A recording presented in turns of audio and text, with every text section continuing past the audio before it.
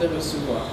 Chronologiquement, on les a reçus, on leur a dit l'enquête d'intégrité risque d'arriver aujourd'hui, restez en attente, on vous reconvoquera pour vous dire le résultat de cette enquête d'intégrité.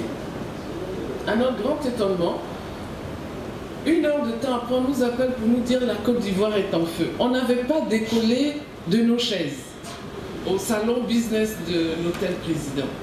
Qu'est-ce qui s'est passé? On ne comprenait, nous-mêmes on ne comprenait pas grand-chose. Parce que ça s'est passé devant la FIFA, ça s'est passé devant la CAF, donc il y avait témoins, et ça s'est passé devant les 3 candidats. On a commencé à recevoir des coups de fil de partout. Donc on s'est posé la question, mais qu'est-ce qui s'est passé? Et c'est là où on nous apprend qu'un des candidats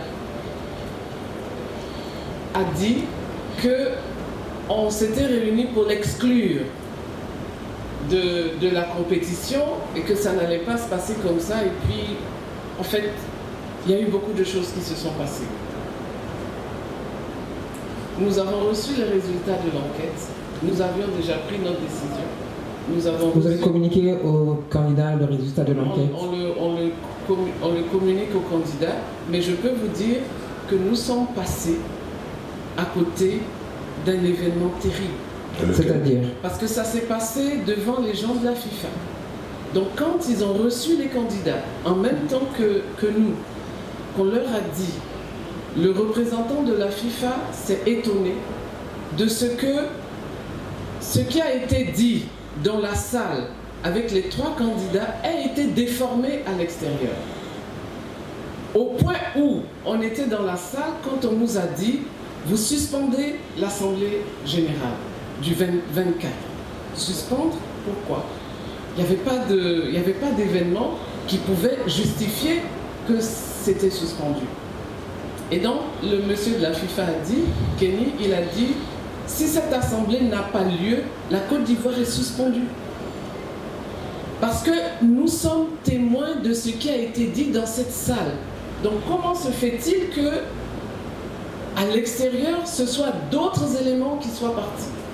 Et quand on a reçu les candidats, il leur a dit que celui qui a semé la zizanie à l'extérieur, qu'il règle, parce que si jamais cette assemblée générale n'a pas lieu, si on maintient la suspension par le gouvernement de l'assemblée générale, alors la Côte d'Ivoire sera suspendue.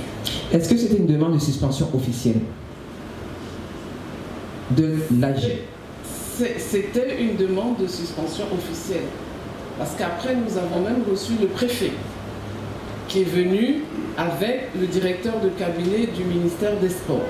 Heureusement que dans le courant de la chose, dans le courant de la nuit, les choses ont évolué et le gouvernement est revenu sur sa décision en disant protéger l'Assemblée, mais la suspension est annulée. Mais comment vous avez géré ça? Avec calme, c'est tout. Avec calme. Avec calme. Mais qu'est-ce que vous vouliez qu'on fasse? Avec calme. Mais on n'était en rien informé, ni auteur, ni moteur Mais d'un projet de suspension. Vous pouvez affirmer ce soir, aujourd'hui, qu'il n'y avait aucune volonté du CONOR d'éliminer un des 3 candidats? Aucune. ben aujourd'hui, Aucune. après l'élection. La séance de travail s'est passée avec les 3 candidats, les 4 membres du CNFIF et les 4 représentants de la FIFA et de la CAF. Vous n'avez reçu aucune pression? Aucune. Je ne parle pas de la Côte d'Ivoire, mais de l'extérieur. Aucune. Et aujourd'hui que l'élection est faite, vous entendez dire là, à 20h51, Idriss Diallo, président de la FIF, mais quand vous donnez la liste des candidats à la FIF, vous avez dit élection sous réserve. Qu'est-ce qu'il en est aujourd'hui? Vous faites la passation le 4, passation à quelqu'un qui est élu sous réserve? Je pense que vous n'avez pas compris. Nous avions déjà pris notre décision de permettre aux 3 candidats de se présenter. Ça n'a pas été dit. Ils ont été appelés, cela leur a été signifié et nous avons pris la décision. À huis clos, cette information. À huis clos. Ah voilà, ça n'a pas C'est à été huis dit. clos. Donc la Côte d'Ivoire nous regarde et au-delà de la Côte d'Ivoire. La décision avait été prise. Oui. Quand on les a rappelés, la décision leur a été signifiée et une décision écrite a été signée par le comité de normalisation. Donc, l'élection du président n'est pas sous réserve.